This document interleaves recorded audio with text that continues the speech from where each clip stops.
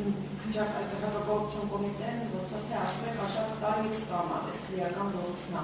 Հիմա այդ երեքը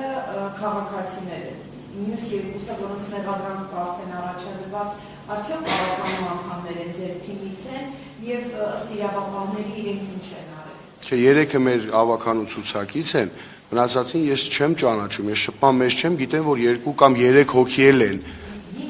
Հա, 5 մեղադրակ, որից ես ճանաչում եմ 3-ին։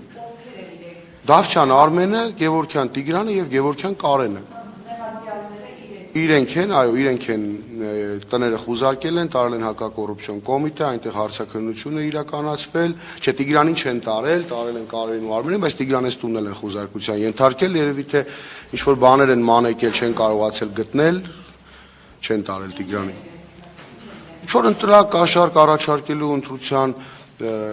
ընթացքը խախտելու sense ինչ որ քրեական գործ է, անկեղծ ասած քրեական գործին ես ինքս լավ ծանոթ չեմ, որ փաստաբաններն են զբաղվում դրանով, փաստաբանները հայտարարությամբ հանդես կգան, բայց վստահ եմ, որ զավեշտի աստիճան է լինելու ամեն ինչ, պարզապես զավեշտի։ Իսկ իրենց ասելով երբ են այդ կաշառք բաժանել եւ այլն, երբ է դա արվել ըստ իրավապահների։ Ինձ թվում է դա քրեական գործով ավելի շատ կերևա, չեմ տիրապետում, բայց նման բան իհարկե չի կարող լինել, ինչ կաշառքի մասին է ընդհանրապես խոսքը։ Չեմ կարող ասել, իսկ այդ հարցին փաստաբաններն ավելի ճիշտ կպատասխանեն, էլի ծանոթանալով քրեական գործից։ Ես ինքս մի բան ասեմ, միգուցե ճիշտ չասեմ, քրեական գործ կա հարուցված, իմ խոսքով չփորձեմ վնասեմ կամ սխալ տեղեկություններ չհայտնեմ։ Բայց ձեր գնահատականը, եթե ասեք, ըստ ձեզ ինչու է սա արվում, դուք համարում եք, որ այստեղ կա քաղաքական ուղղորդում, ինչ նպատակով, ինչ են ուզում այս դեպքում։ Սա ուղիղ քաղաքական ուղղորդում է, ուղիղ, ես ասում եմ, իրենք չեն կարող վաղար շաբաթում իրենք լինելով միանձնյա իշխանության չեն կարողանում հիմա համակերպվել, որ կա մարդիկ, կա թիմ, ով ասելիք ուներ վաղար շաբաթում ու 10,000-ից ավել ձայն է հավաքել, մոտ 32,000, իրենք նաև վտանգ են տեսնում, որ 5 ամիս հետո ազգային ժողովի ընտրությունների ժամանակ այս համայնքում կան հետևյալ թիմն ունեցող, այսքան ձայն ունեցող ընդդիմադիրներ, որը իրենց շատ մեծ այսինքն իրենք դրանից վնաս են տեսնում, դրա համար փորձում են, այսպես ասած, քրեական գործերով այս ընթացքում փորձելու են մեր թիմի անդամներին, փորձել ընկճել, փորձել նեղել քրեական գործերով, որ կարողանան թիմը պառակտել, բայց դա թիմը այնքան մեծ է, որ չի ստացվելու։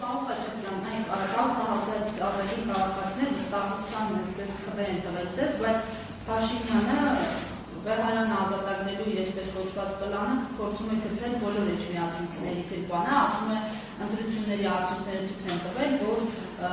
արդեն նաև իրենք են աջակցում այդ օրակարգին, այս առողջությամբ ձեր դիրքորոշում այս առողջությամբ, եթե հաշվի առնեք, որ ձեր այսպես կոչված բարդությունն այդքան էլ բարդություն չէ, եթե չլինեին նախապատրաստական մեծ աշխատանքները, այն է համայնքի խոշորացում եւ այլն եւ էջմիածնում ձեր բացարձակ հաղթանակը, հենց վաղաշաբաթ քաղաքում նկատի ունեմ, խնդրեմ այս առողջությամբ ձեր դիրքորոշումը եւ եւս մեկ հատ մամուլի հրապարակման հետ կապված կա։ Այո, ի սկզբանե իրենց, այսպես ասած, պլանը կարծես թե աշխատեց, իրենք Խոյ համայնքը միացրեցին վաղաշաբաթ համայնքին, հենց միայն այդ նպատակով։ Դուք որ ընտրության արդյունքները տեղամասային նայեք, կտեսնեք, որ Խոյ համայնքի